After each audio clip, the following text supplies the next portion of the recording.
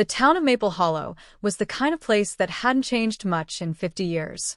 Nestled between quiet hills and patches of stubborn pine, it was a town that moved at the speed of its seasons, slow and sure, and always familiar.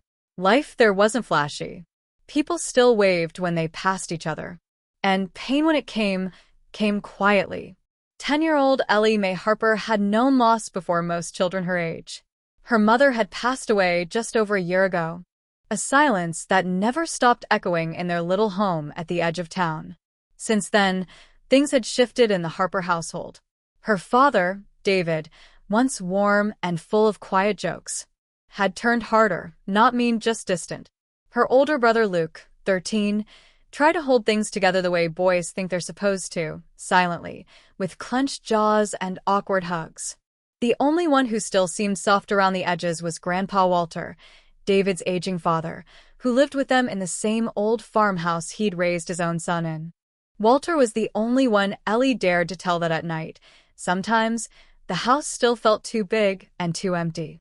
It was on one of those afternoons, in the soft fading light of late September, that Ellie and Luke first found the puppy. They had been riding their bikes through a field past the edge of town when Ellie noticed something moving in the tall grass. At first, she thought it was a fox. It was small, alert, almost too still. But when she knelt down and called softly, the creature emerged, a scrawny, mud-covered puppy with wide amber eyes and fur the color of toasted wheat. "It's a stray," Luke said, voice cautious but curious. The puppy wagged its tail slowly and took 2 steps forward, then 3 more. It didn't hesitate. It walked right up to Ellie and sat beside her, as if it had chosen her. And not the other way around. "She's beautiful," Ellie whispered. "We can't bring it home," Luke muttered. "Dad'll flip. You know how he is about dogs."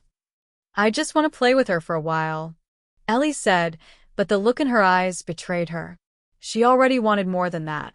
They stayed until the sky began to melt into orange, until the puppy began limping slightly from a thorn in her paw. Ellie pulled it out gently, wrapped the little paw with a piece of her shirt, and whispered, "I wish I could keep you." When they finally got up to leave, the puppy followed. No matter how many times Luke told it to stay, it kept on their heels, determined. When they got home, the dog slipped through the back fence and waited by the porch. Inside, over a dinner that was more silence than words, Ellie made her move. "Grandpa," she said carefully, "you remember when you said you'd get me anything for my birthday?" Walter looked up from his plate. His hands trembled slightly now, the tremors of old age settling into him. But his eyes still held warmth. "I remember," he said slowly. "I want her," Ellie said. "The puppy. She followed us home. She doesn't have anyone. I think maybe she needs us. Maybe I need her." David set his fork down. The air went still. "No," he said. "We've talked about this. We don't need a dog in this house." "It's just a dog," Luke muttered, trying to stay neutral. "It's not just a dog," David snapped. "It's another responsibility. We're barely keeping it together as it is." Walter watched the tension rise like smoke. Then he cleared his throat. "She's not asking for much," he said gently. "A child who lost her mother wants something to hold. That's not a sin." The silence that followed was thick. Ellie looked down at her lap. The puppy waited outside in the cold.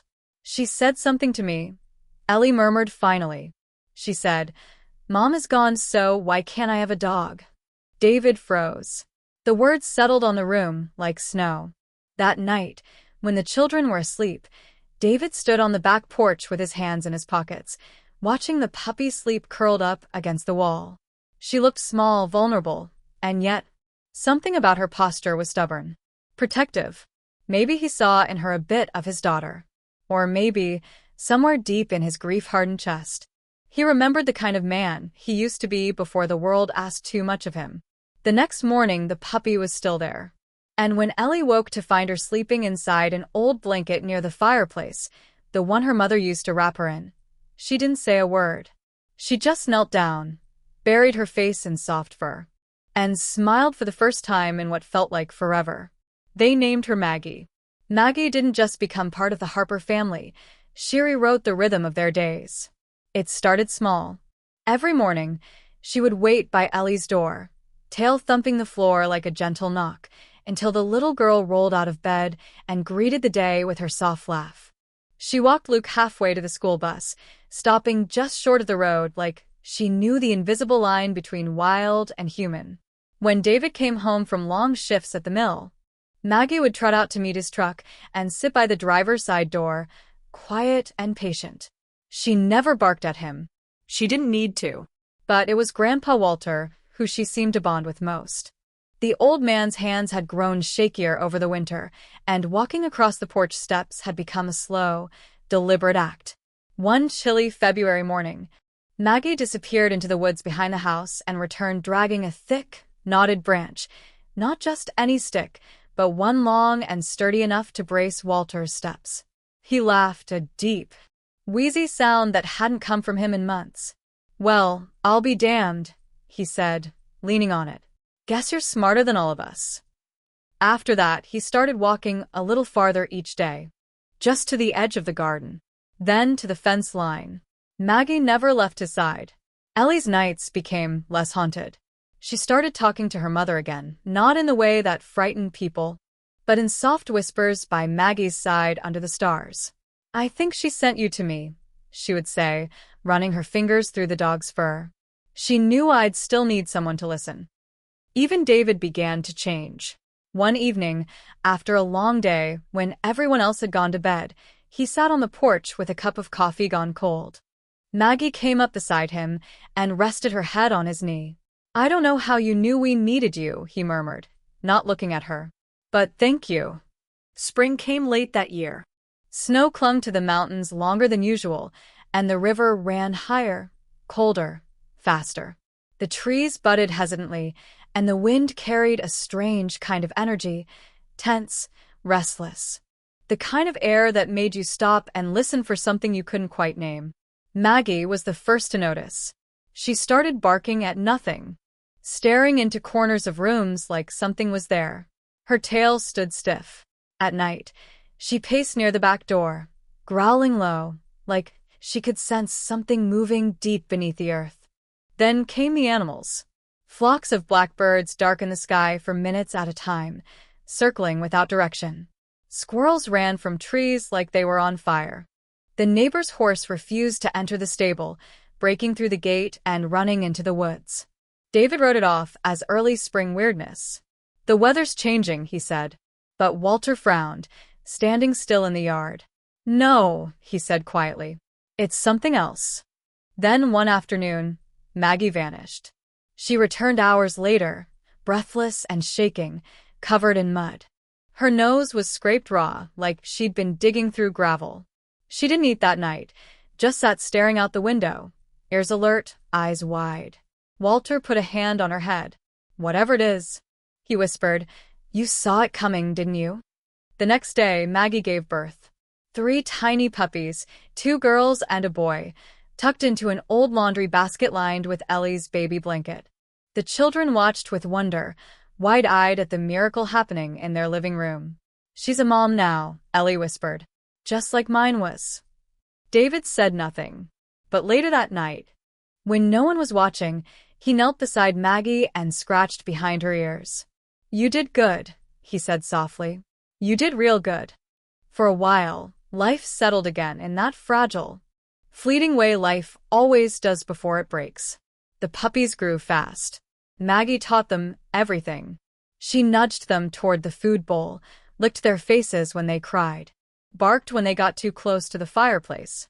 Ellie named them Hazel, Junie, and Buck. Luke built them a ramp out of scrap wood so they could climb onto the porch like grown dogs.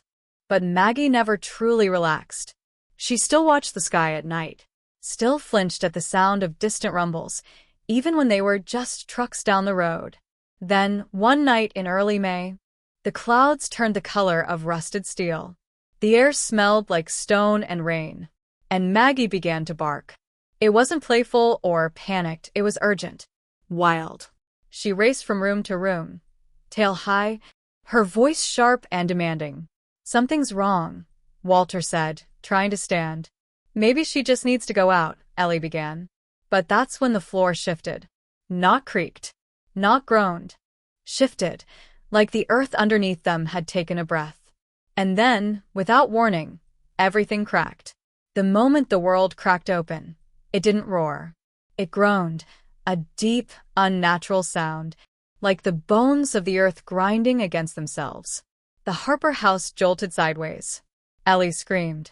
Walter was already on the ground, the floor splitting beneath his cane. Dishes crashed from the cabinets. Picture frames leapt off the walls. Somewhere down the hallway, glass shattered like a scream frozen in time. Maggie's barking turned feral. David had barely stood from his recliner before the kitchen ceiling cracked and dropped chunks of plaster. He shouted for Luke. "Grab your sister." But the sound was swallowed by a deafening rumble, as if the house itself had drawn a terrible breath. Ellie was still with Walter in the back room, trying to help him up when the bookshelf tipped. The last thing she saw was Maggie lunging toward them, eyes wide with fear. Then, blackness. When Ellie came to, she couldn't move. She was pinned beneath something heavy, wood, maybe part of the wall. Her legs throbbed, her head rang. Her voice cracked as she called for Grandpa. "Papa Walt," she whispered. "Are you okay?" There was a pause. Then, "I'm here, sweetheart." His voice was hoarse, pained. "You're all right. You hear me? You're okay." "I'm scared," she cried. "I know. Just stay with me." He was trying to shift, trying to cover her with what little strength he had left. But the room around them was unrecognizable. Jagged beams, crushed furniture, dust thick as smoke. They were trapped. Outside, the air was chaos. Trees had toppled. A power line sparked. Neighbors screamed. Somewhere, a dog barked, desperate, wild, unstoppable. It was Maggie. She had somehow made it out of the collapsing house. Her paws were bleeding from shattered glass. A gash split across her shoulder. But she didn't run from the wreckage, she ran toward it. Maggie clawed her way over splintered boards and roofing nails, nose pressed to the ground, whimpering as she sniffed for the people she loved. She found the back bedroom first, half crushed beneath a fallen wall. She could smell Ellie's scent. Faint, terrified. She barked. Loud. Again. Again. She scraped at the debris with her front legs, ignoring the way blood pooled beneath her paws. She dug like the world depended on it. Inside, Ellie stirred. "Maggie," she called out, voice barely audible. The bark came in response. A sound she had come to recognize not just as noise, but as promise. Walter choked out a laugh, tears in his throat. "That dog," he whispered. She came back. Maggie scratched and clawed until her body collapsed, then stood up and scratched some more. She bit at loose boards, tugged at Walter's belt, tried to pull him free. She couldn't. She was too small. The weight was too much. Still, she tried. Over and over, until her body gave out, flinging her backwards, breath knocked from her lungs. And then, something shifted inside Walter. He was fading. He could feel it. His heartbeat had slowed. He'd lost too much blood. His legs wouldn't move. "I can't," he murmured. "No." Ellie sobbed. "You can't leave." Walter swallowed hard. His voice dropped to a whisper. "If I could trade my life for yours, baby girl, I would." And Maggie, she didn't leave either. She lay down beside the wreckage, pressed her body to the broken boards, and whined, not in fear, but in grief, in refusal. That night, the temperature dropped. Rain began to fall, light at first, then harder. Maggie didn't flinch. She stayed by the wall, waiting. Meanwhile, in the center of town, Luke and David had made it out alive. The school had been evacuated quickly. David had been at work when the quake hit. He raced back toward the neighborhood but was cut off by a landslide. Maple Hollow had been split in two. The emergency shelter at the high school gym filled quickly. Rumors spread, some families were missing. The road to the West Ridge had caved in. Helicopters circled overhead but couldn't land in the debris. David tried to stay calm, but Luke was pale and shaking. "They were home," he whispered. "Ellie and Grandpa, they were home." Rescue teams were slow. The region was unstable. Yards of land had vanished into the canyon. David clenched his fists. His little girl, his father, they were out there alone. He didn't know that somewhere, not far from the ruined house, a dog had stood up again. Maggie's body ached, but she moved. The next morning, with the sun barely rising, she took off, running across broken pavement, leaping over cracks in the road, weaving through downed fences and tree trunks.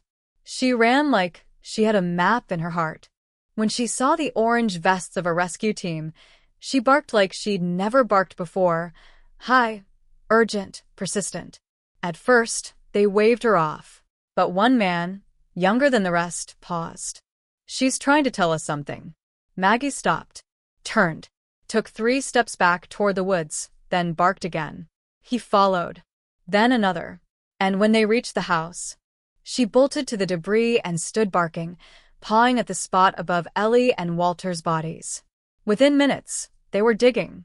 Ellie opened her eyes to sunlight and the sound of voices. Then, hands, shovels, a flashlight in her eyes. "You're okay, sweetie," someone said. "We've got you." Walter had passed out, but he was breathing. Barely. They were both lifted onto stretchers and rushed to a waiting helicopter. Ellie looked back only once. "Maggie," she cried out, reaching for her dog. "Please let her come." "I'm sorry," one rescuer said, gently holding her back. "We can't. There's not enough space." As the helicopter lifted, Ellie pressed her face to the window. Below, Maggie stood still, watching them go. She didn't bark. She just watched, tail low, eyes locked on the sky, until the sound of the blades faded into silence. Maggie stood in the silence long after the helicopter disappeared. The wind pulled gently at her fur, carrying the smell of scorched wood, gasoline, and rain-soaked earth. Somewhere in the distance, a siren wailed, distant, unreachable. Beneath her feet, the rubble still shifted slightly, as if the land itself was uncertain whether it had finished breaking. But Maggie didn't move. Not yet. She stayed still long enough that even the birds grew quiet. Only after the wind changed, and she could no longer hear the blades of the helicopter, did she turn and walk, slowly, limping, back toward the hollowed-out bones of the Harper home. Inside the ruins, she could still hear the faint whimpers of her 3 puppies. Hazel, Uni, Buck. They were nestled beneath a half-collapsed pantry, tucked into an overturned box of old winter clothes. Maggie crawled through the wreckage to reach them, nosed each one gently, then curled her body around them. The blanket Ellie had wrapped them in was gone. The roof above them had holes. The nights would be cold. The food was gone. But they were alive. And now, Maggie had a promise to keep. Back at the shelter in town, Ellie was inconsolable. She wouldn't eat. She wouldn't speak. When the paramedics tried to treat her scraped legs, she didn't flinch. She kept her arms wrapped around the torn sleeve of her shirt, the one she'd used to bandage Maggie's paw the first day they met. "She's gone," Ellie whispered, her voice a shell. "I left her." "You didn't leave her, honey," Walter said weakly from the cot beside her. "She stayed." Luke tried to console her. He offered her his hoodie. He said he'd help build another ramp for the puppies once everything was safe again. But Ellie didn't want promises. She wanted Maggie. Meanwhile, life in the ruins was survival by instinct. Maggie foraged for food, chewing through plastic bags, nosing into upturned cupboards. Once, while exploring the yard, she fell into a half-buried refrigerator and had to claw her way out, her paws leaving red streaks on the metal walls. Another time, a group of crows circled too close to the puppies. Maggie snarled, leapt, and drove them off, catching one mid-flight and driving the others into the trees. She returned limping and bleeding from her side. She refused to give up. When it rained, she dragged pieces of tarp over the pups. When it was cold, she curled around them through the night, teeth chattering but unmoving. Sometimes, when the puppies slept, she would walk to the edge of the field, the one where she had first met Ellie, and just wait. She brought the old tennis ball with her, the one Ellie used to throw every afternoon before dinner. She would drop it in the grass, nudge it gently with her nose, then sit and stare at the horizon. Waiting. Weeks passed. In the shelter, news was sparse. Roads were still broken. Whole sections of Maple Hollow had been deemed unsafe. The government sent water and power trucks, but the people remained displaced. The Harper family was one of hundreds living in gymnasiums, libraries, church basements. Ellie stopped asking questions. At night, she stared at the ceiling, tracing the holes in the roof tiles. Sometimes she whispered Maggie's name to herself, over and over, like a prayer without an answer. David noticed, but didn't know how to fix it. Guilt weighed on him like sandbags. Every night he saw the dog's face in his mind, watching the helicopter lift off, and felt the twist of something he couldn't undo. Then, one morning, a bulletin went up on the shelter wall. Return trips to Maple Hollow, limited entry. The list was short. 1 family member per household. Supervised. Only 30 allowed on the first flight. Ellie didn't speak, but word spread fast, and the other families, hearing the story of the dog who had saved the girl and the old man, began to murmur among themselves. She's the one with the dog, right? That pup saved her grandpa. You think she'll go back? That night, one woman walked over and handed David her place on the list. I can wait, she said. That girl's got something out there worth more than a few family photos. By morning, 4 more people had done the same. When the final list was posted, Ellie and Luke's names were written at the top. As the helicopter lifted off once more toward the mountains, Ellie held her breath. Her eyes scanned the hills below like they might give her an answer. Some flicker of fur, a broken branch, a shadow with meaning. But all she saw were the shattered pieces of her home. When they landed near what was left of the Harper property, everything was unfamiliar. Trees had fallen. The porch was gone. The back fence had collapsed. Still, Ellie ran. She climbed over scorched boards, past the old pantry, around the place where Grandpa's rocker used to sit. Nothing. Then she ran to the field, their field, where Maggie had first found her. She screamed until her voice cracked. Maggie! Maggie! Nothing moved. Luke caught up slowly. His face was drawn. Maybe she's not here anymore. But Ellie shook her head. She's here. I know it. And then, from behind the far treeline, came the sound of tiny paws. First one puppy, then another, then all 3 burst into view. Covered in dust, ribs visible, tails wagging furiously. Ellie dropped to her knees, sobbing. Hazel. Buck. Junie. She wrapped them in her arms. Then, from the shadows beyond the trees, a darker shape emerged, slower, limping. Covered in ash. Thinner than she'd ever been, and yet somehow still whole. Maggie. She didn't bark. She just walked forward, eyes locked on Ellie, until she was close enough to press her head into the little girl's chest. And then Ellie, shaking, gasping, collapsed into her, weeping so hard the mountains seemed to hold their breath. This time, her tears weren't from sorrow. They were from something far stronger. Hope. In the days following Maggie's return, it was as if time itself slowed down, not in grief this time, but in reverence. The reunion had spread like wildfire through the rescue crews and the emergency shelters. Volunteers who had lost their voices during the initial chaos now whispered stories of the dog who wouldn't give up, who guarded her family, saved a child, and outlasted the earth itself. Even the rescue pilot, who had refused to take Maggie on board, came to apologize. I didn't know, he told Ellie gently, if I could go back. But Ellie didn't need him to finish. She nodded. She forgave you before I did. The Harper family was relocated to a set of temporary homes built on the outskirts of a nearby town. Rows of pale gray trailers, each with its own solar panel and number, lined up like puzzle pieces trying to make sense of the mess the earth had left behind. It wasn't much, but it was safe. Machi, Hanel, Uni, and Buck had a spot by the back steps, shaded by a canvas tarp someone had kindly left behind. Neighbors often stopped by with scraps of meat or small toys for the puppies. It didn't take long for the animals to become something of a legend around the settlement. They're not just dogs, one man said, watching Maggie nuzzle her pups beneath a folding table. They're proof that something good held on. For the first time in months, Ellie began to smile, without forcing it. She took on the task of feeding the dogs each morning, brushing out their fur, and walking them around the gravel loops that circled the trailers. Luke joined her sometimes, tossing tennis balls they'd salvaged from their old yard. David, slower to open up, kept himself busy fixing busted trailer steps and replacing torn screens. But at night, after the world quieted, he'd sit beside Maggie on the back stoop, scratch behind her ears, and let out a sigh like a man finally breathing again. "I didn't know how much we needed you," he whispered once. "I thought we were supposed to be the ones protecting you." Maggie only pressed her nose gently into his hand.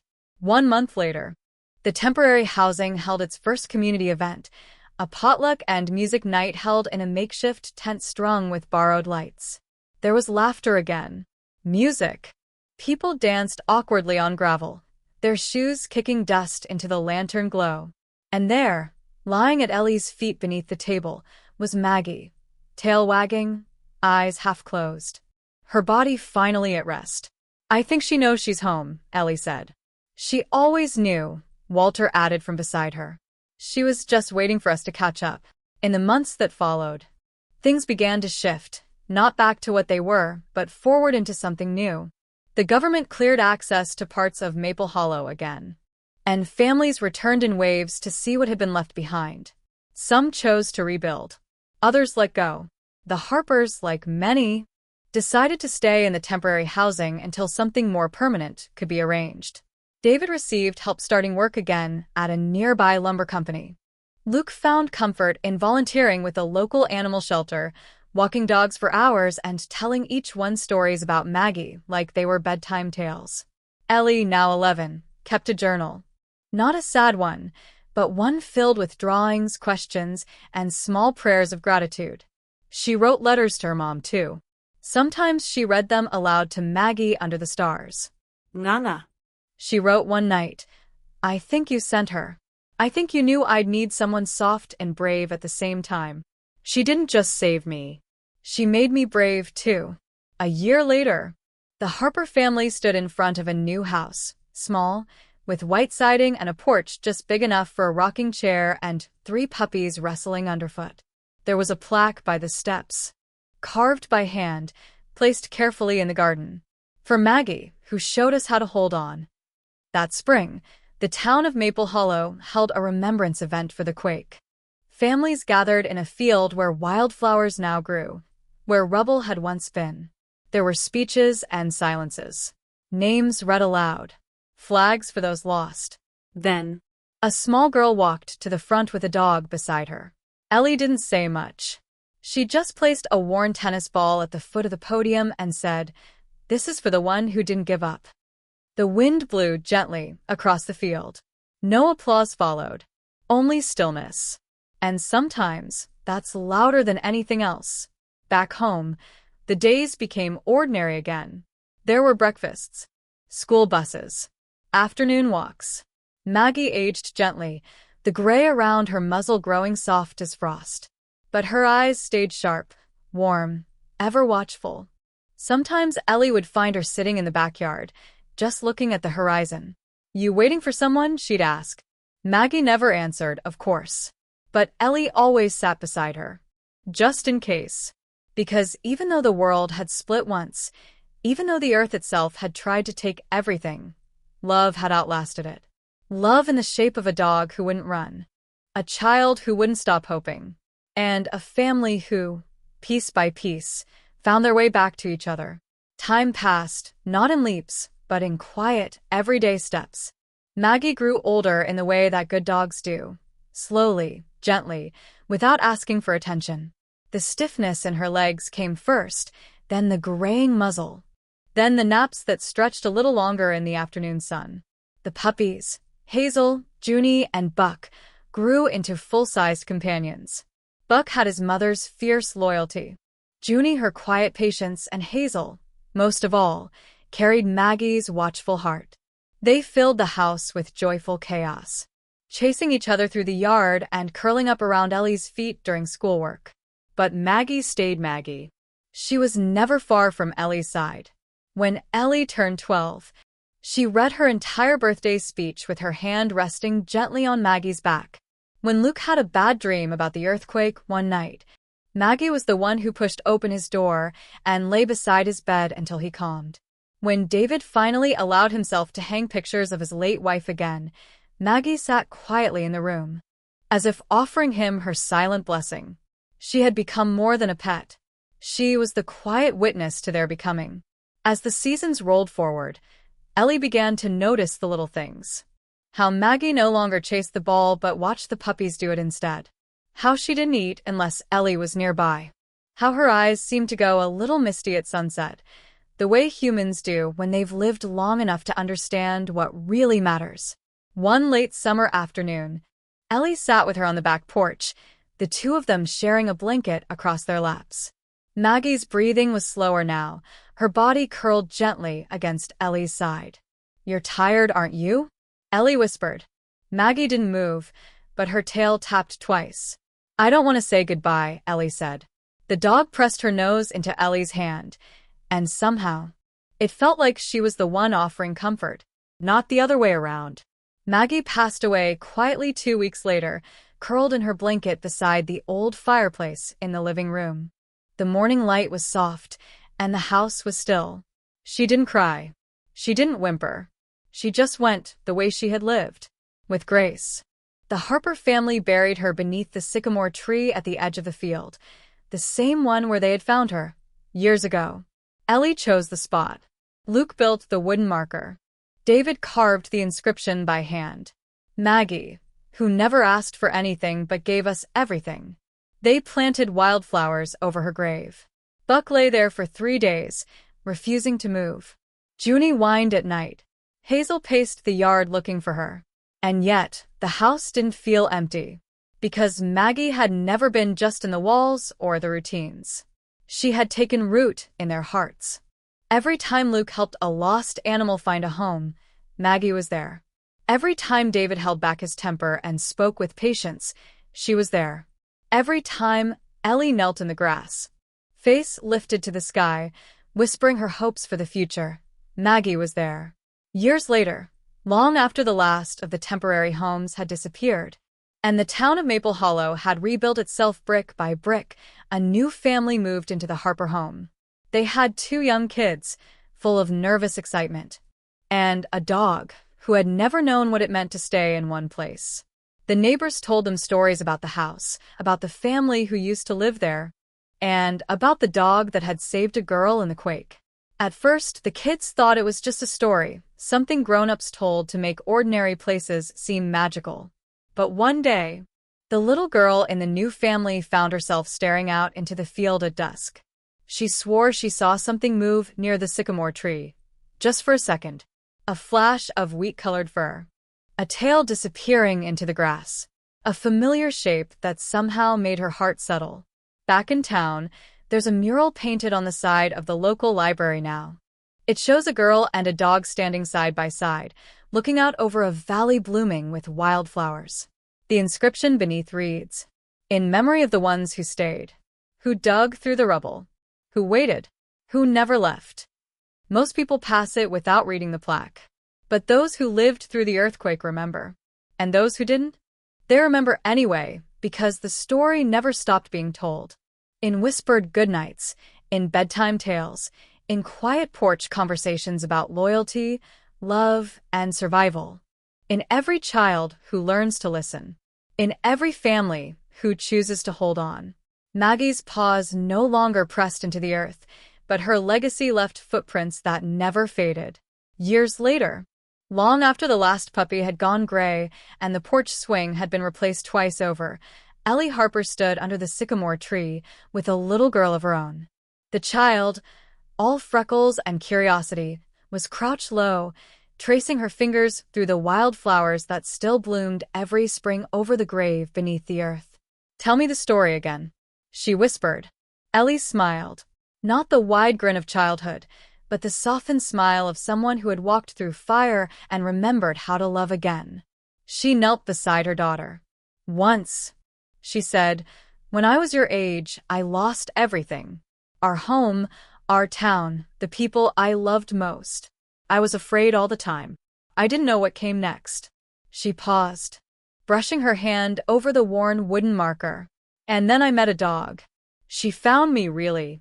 Just wandered up to us one day like she already knew who we were. She didn't save me just once. She saved me over and over, just by staying. The little girl looked up. Like, with magic? Ellie chuckled.